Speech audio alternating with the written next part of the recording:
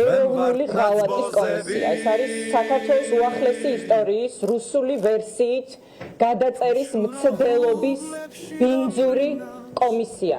ეს არის კომისია, რომელიც მიზნად ისახავდა არა მხოლოდ საქართველოს დადანაშაულებას ომში, არამედ ასევე იმდროინდელი უმაღლესი მთავარსარდლის პრეზიდენტი მიხეილ სააკაშვილის დადანაშაულებას, რომელიც სწორედ პუტინის დაკვეთით დღესაც იხდის სასჯელს იმისთვის, რომ მან შექმნა თანამედროვე წარმატებული ქართული სახელმწიფო და ეს სახელმწიფო არ დაუთმო მტერს 2008 წელს.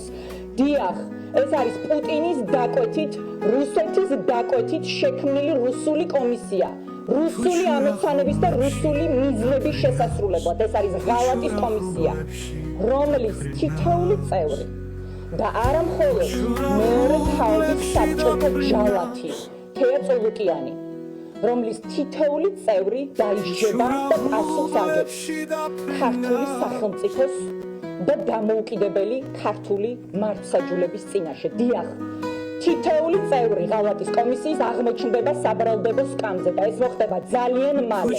ეს მოხდება ძალიან მალე სწორედ ქართული ხალხის მოტანილი ცვლილებების შედეგად, რომელსაც მოვიტანთ დიახ, შვილდებიანი რევოლუცია.